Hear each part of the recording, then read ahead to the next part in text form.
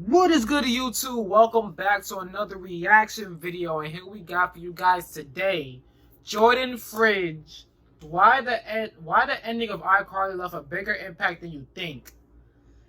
Now, I have no idea what he's about to talk about right here, but I do remember the ending of iCarly, but I just don't know, like, does he mean like the segue into the next series that he's gonna talk about, or like what else could he possibly mean by that? Like, did he mean like it was so much like the ending was satisfying, or like was the ending perfect for this show? Like, what does he mean by that? Jordan, what do you mean by that, Jordan? Please tell me, what do you mean by this? What do you mean by this, man? You gotta let us know. You gotta let us know. If I don't understand what you mean in this video, though, you gotta let me know. But let's get straight into the video, man. I got him! I'm so sick!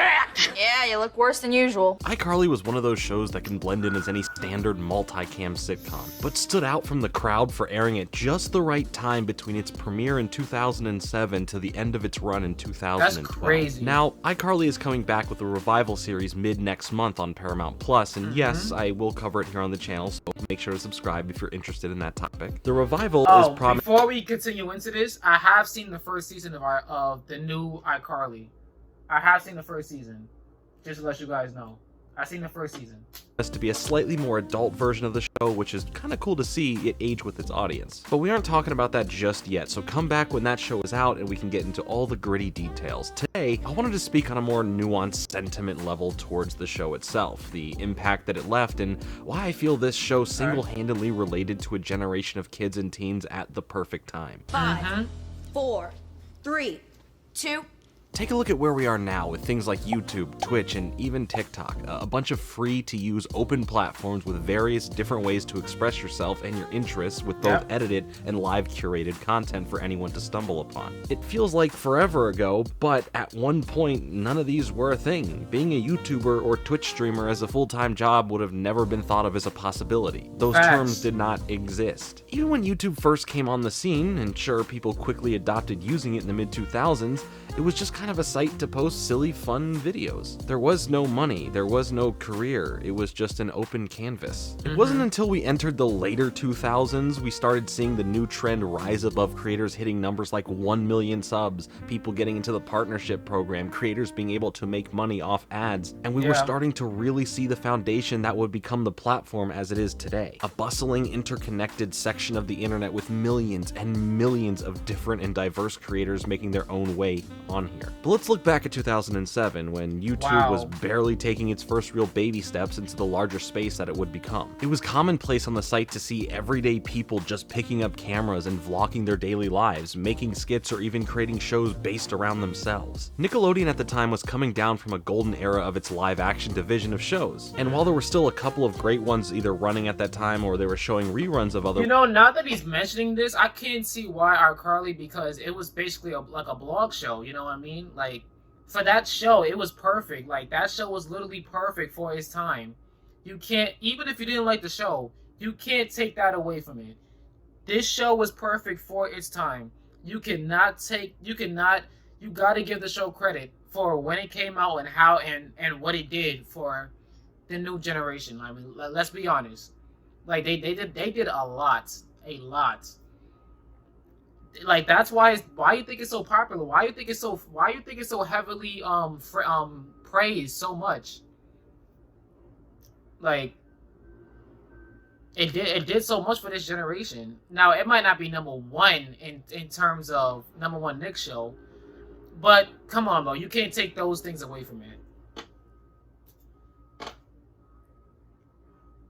of shows. And while there were still a couple of great ones either running at that time or they were showing reruns of other ones, there was nothing that would strike more fiercely or as fast as a brand new little show called iCarly. iCarly. A show that would embrace the new online content creation craze right before the peak of interest for that craze would happen. It wasn't until the 2010s that I feel YouTube hit that big break moment, where it became mainstream, where kids were writing in that they would want to be YouTubers when they grow up instead of astronauts or the president. An era now where some of the most recognizable faces were not just coming from TV shows and movies, but from a video hosting website. iCarly dropped in 2007. It was based around a girl named... No, it was based around a girl named Carly, in which her and her two friends create a live web show out of Carly's apartment. It was mostly Carly and her friend Sam on camera doing wacky and zany things mixed in with a bunch of improvised skits and cameos from friends and other people that they knew. Over the next couple years, as the show grew, online creation platforms did as well, and so did the generation of kids and teens watching iCarly. The show often had messages sprinkled throughout its run about being you and embracing the weird, not being afraid to put yourself out there with whatever you are passionate about. The show found a fun way to balance out the morals it was trying to show, especially during an age where the internet was now a commonplace thing. The younger generation not even knowing what it was like to grow up without it. And one thing I really liked about the show is how it handled the stresses of getting any sort of relevance online in a more realistic portrayal of things you can actually face as a creator. iCarly, the web show within the actual show, was growing for the characters. It started to become a lot more popular and they couldn't even handle it at some points. Now, there were plot lines that were about tiptoeing that line of superstardom with worldwide recognition, or being able to get big guests on their show, or going to Hollywood, only to see that their ideas were getting ripped off by Hollywood execs. Stuff like that, or in general larger... There are some episodes to where they could have expanded, like it didn't have to be like a one-end episode, like they could have expanded that storyline a bit further. I can't think of any episodes right now, but there's some episodes to where they could have kept going with it instead of just stopping at that just one episode. They could have expanded it a lot more, and it could have been fire the way they did it too, but they just never thought to do it. Only to see that their ideas were getting ripped off by Hollywood execs. Stuff like that, or in general larger moments like these, would definitely be more realistic for larger creators on platforms like YouTube. At least in the early 2010s, when Hollywood and YouTube always seemed at odds, with each form of media trying to be like the other and take what they each think was working and apply it to their own projects. That's why many YouTubers started appearing in movies or getting spotlights in shows like Tosh.0. Or on the opposite side, you see YouTubers transcending from content creators to filmmakers and musicians.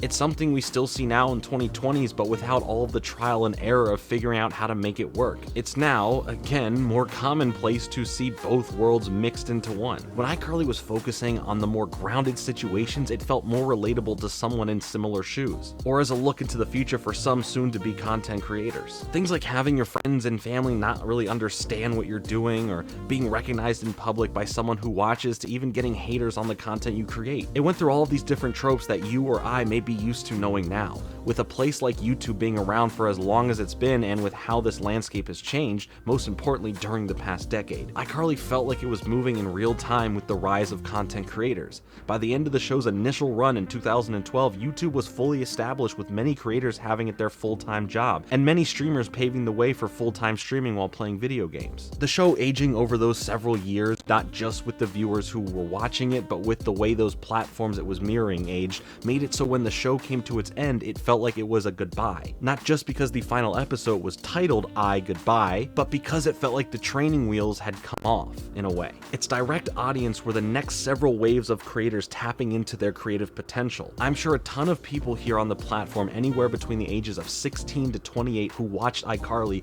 can credit that show for helping them be brought into the digital space in some shape or form. The show ending made it feel like an introduction course you had taken, at least to see what it could be like, was now passing you, the viewer, the torch to pave your own way and create your own voice in whichever medium online captured your attention. That finale... He got a point, because let's be honest, when Carly had to go off to, I don't know the name of that country, that country they said, but, Yakima, okay. When she had to go over to Yakima, right? And she had to stop iCarly and everything like that, and Sam went away to, driven her motorcycle, and she went away off, right? And Freddie was still in that same building when everything, transpired. I can see why, it kind of gave, the people watching, the kids watching, like, hey, I could do this too, you know, like I could continue what Carly couldn't in a way, you know, because she had other things to do. You know, she pursued other careers, and she couldn't finish what she started. But it gave, you know, us a way that hey, you know, we can do what she's doing. You know, we can level up and do and become this expired YouTuber in a way. We can become this aspired YouTuber in a way that she wasn't able to do. She wasn't able to live out her dream that she never thought would be a dream of hers, or she would have never considered to do. But she fell in love with it, and you know she couldn't finish it. But that's okay because we can finish it for her type thing. I think that's what he's trying to say. Whichever medium online captured your attention. That finale episode also jumps into something I believe is a good send-off message. And by the way, spoiler alert for the ending of iCarly, at the end of the I Goodbye episode, Carly is faced with a choice to finally spend time with her dad in the Air Force where he is stationed and take a break from iCarly and her audience online, or stay in Seattle and keep things going the way they are, living with potential regret for not having spent more time with her father, something that she has wanted for a long time. Especially with the emotional impact that being separated from her father had on her being evident in this episode. With the push from her brother and friends, she decides to go with her dad, thus putting iCarly on indefinite hiatus. Freddie picks up all of his gear. Sam rides off into the night on her motorcycle, right into a spin-off show about her adventures with a redhead girl from another show, who probably has the potential to be really big one day. Licking that chicken is making you sicken. Hey. Carly's decision to go out and spend time away from everything she once thought was her future for her own benefit, to me, this is something I can relate to, as I personally have taken many breaks and time away from the internet before. Some were small breaks and some were year-plus long breaks, all in the pursuit of taking my mind out of this online zeitgeist headspace. I do think it's important to make sure you're okay first and foremost over anything. And when you are ready, you can always come back, and I think that this sentiment from the show sums that up quite well. The internet will still be here when you get back. We'll be seeing the continuation of iCarly here in about a month from the making of this video, in which the show, from everything we've seen and heard about in reports, ages once again with the viewers, and hopefully the times as well. It'll focus on a slightly more mature aspect of where these characters are in their lives now, minus a few key players from the original show like Jeanette McCurdy, who played Sam, who for her own mental health as well as her own messed up experiences behind the scenes have decided not to be involved. One thing I hope they do with the iCarly revival, if they choose to focus on the show's web show, which one would have to assume they will since, you know, it's the name of the show, is that it explores where the digital space is now, the various different content creation ventures out there, and the real issues faced online daily. I believe for the generation who watched iCarly in its prime during the rise of everything we are used to today will get something out of this show returning in a way that's hopefully kept up with its audience. Whether or not you enjoyed iCarly, I think it's important to look back on its place in history. Is it the best show ever made? I don't think so, but I appreciate its timing for being forward-thinking and embracing a new era without outright disrespecting it. And another thing that iCarly did that was so impactful at the time was it actually enveloped itself with actual creators putting themselves out there online. Especially in the early days of the show, where they would actually feature real creators' videos from the internet and sometimes even have those creators appear on the show to guest in an episode of iCarly. The show within the show, not for the whole episode of the show, of course. To me, that just shows that the forward thinking and the inclusivity of it all was one of their more upfront priorities. I mean, they even had the #1 YouTuber at the time, Fred, come on the show for an episode. Obviously, that turned into 3 Fred movies, a Fred TV show, and all that, but the initial significance of seeing someone who made random videos on their own at their house appear on a show, whether you liked Fred or not, it felt like respect was being given to the creators paving their own path in a new space. The impact the show left when it ended, I feel, was massive. It perfectly encapsulates a more Wild West-esque time of the rise of the creators. A show based around something you at home could go do yourself right now.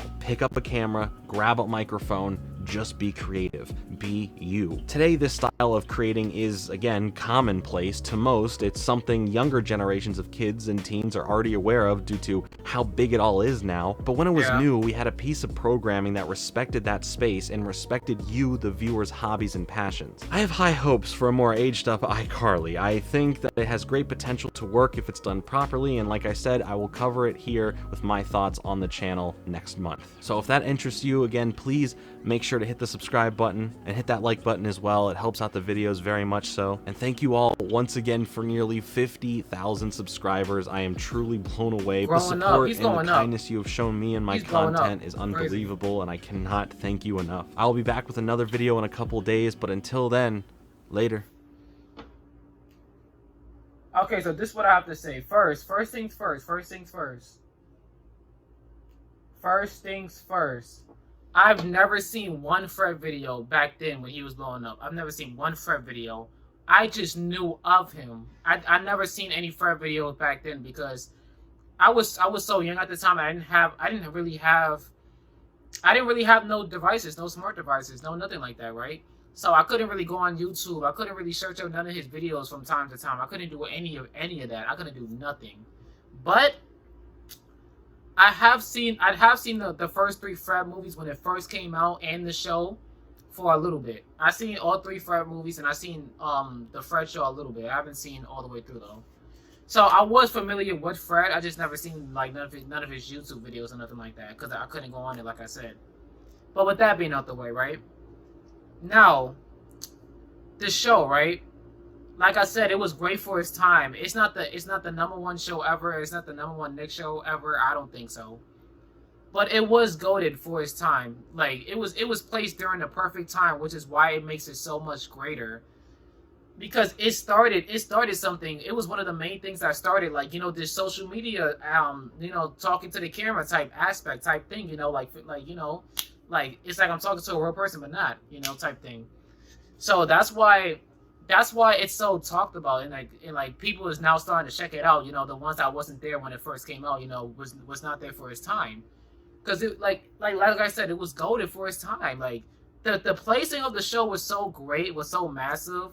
It was a genius move. And like it was a genius move. Like the way they went about it, the way they planned it, it was wholesome, show wise. But like, you know, behind the scenes, what happened with Jeanette McCurdy and everything like that, like I never know it was gonna be like that. I never expected a thing. I thought the show, everything about the show was wholesome. Even behind the scenes was wholesome. Like everybody was having a good time. But there's some things that you just never know about until they either talk about it or it gets exposed. It's one of the two. And knowing that while watching the show, it's like, wow. It doesn't take the nostalgia away from it. It just takes all the wholesomeness away that I felt during the time of watching it. Because now knowing that it wasn't really so wholesome, it hits different a little bit, you know? But, hey man, this is a great video, Jordan. I can't wait to react to more of your iCarly videos. But this is the end of the video. Like, comment, subscribe. Let me know what you guys want to see next in the comments down below. Go to my Patreon where all of my vlog reactions will be without the copyright and without the blur on the screen. Turn on your post notifications so you can be notified every time I drop a new video, because I promise you do not want to miss it. And if you want to further support, go to the description and the link down below. It's down below in the description, man. Go check it out. Go check out my Cash App. Go check it out. But with that being said, I'm out of here, you guys.